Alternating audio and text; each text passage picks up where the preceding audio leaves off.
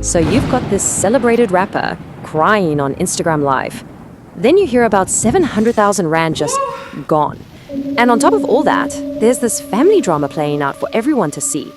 Yeah, this is the story of MT, and let me tell you, it's a storm that goes way deeper than just the money. Let's break it all down. Before we even touch the numbers, this right here, this is what everyone was feeling. This quote just hits the nail on the head. You could see it, right?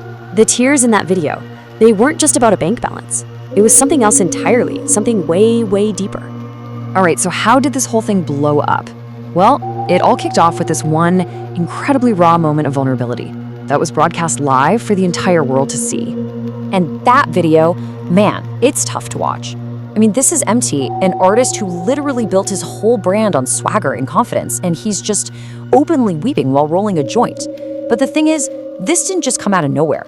This was the absolute boiling point of a massive personal crisis.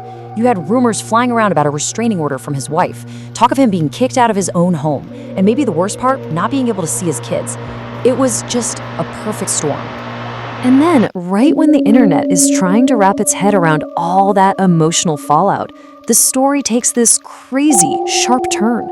Out of nowhere, MT's team drops an official statement, and it's a total financial bombshell. Yeah, 700,000 Rand. I mean, that is a staggering amount of money. And this is all from his hit 2021 album, Logan. He claims it just disappeared. Poof. Gone. And just like that, with that one number, a personal crisis turned into a full-blown industry scandal. Okay, so you're probably wondering, how was this money even supposed to work? Well, the deal he signed back in 2020 with the distributor Platoon seemed pretty straightforward on paper. Basically, for every Rand the album made online, Platoon would keep 20 cents and MT would get the other 80. A pretty standard 80-20 split. But here's the twist. The official statement claims that for more than 2 years, Platoon was sending out monthly payments exactly like they were supposed to. So the money was flowing. But, and this is the crazy part, according to MT, not a single cent of it ever made it to him. It was just vanishing into some kind of black hole. Right. So that's the crucial point here. If Platoon says, hey, we paid out the money, but MT is saying, I never got it, then where in the world did that nearly 700,000 Rand actually go? And that is not the million Rand question, but the 700,000 Rand question, right? The money was sent, but it never arrived. So who got it?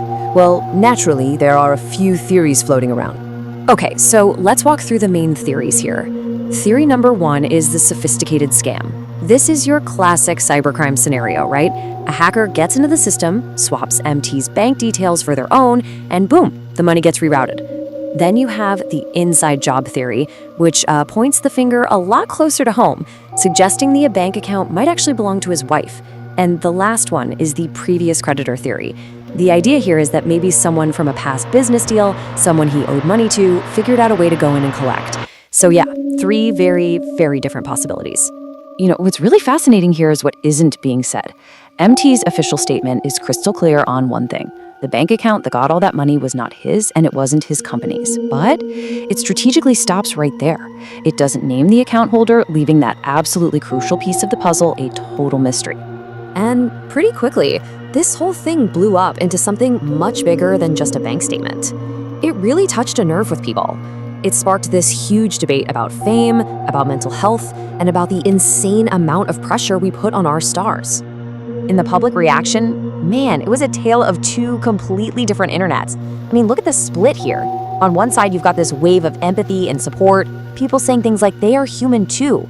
But on the other side, a much harsher, more critical take, with people calling him out for acting like a kid. It just goes to show you how completely divided everyone was on this. And really, a lot of that criticism boils down to this one big question. I mean, think about it. For an artist who's known for his bravado, seeing him break down like that, it was jarring for a lot of people. It kind of forced this uncomfortable but necessary conversation. What are the unspoken rules for men, especially famous men, when it comes to showing real, raw pain? Now, here's where things get really interesting.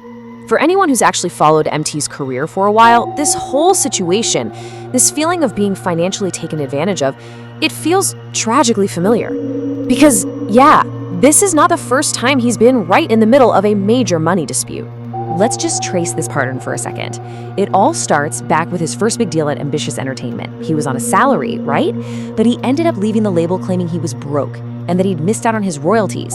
So what does he do? In 2020, he signs this Platoon deal, which are supposed to be different, give him more control, a direct cut of the profits, and yet you fast forward to 2023, and it's like deja vu all over again. Another huge dispute over a massive amount of missing money.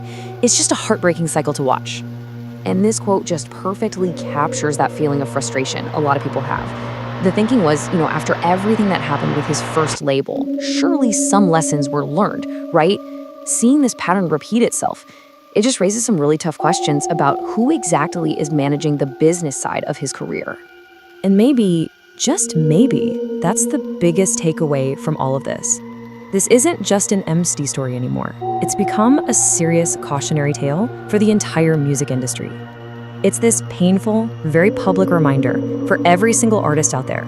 You have to know your contracts, you have to check your bank details, and you have to always watch your money. So that's really the dilemma we're left with, isn't it? Is this going to be a real wake-up call for the industry? A moment that pushes artists to finally take full control of their finances? Or is this just another sad chapter in the long history of talented creatives getting the short end of the stick? The answer to that question, honestly, is going to shape the future for a lot more artists than just MT.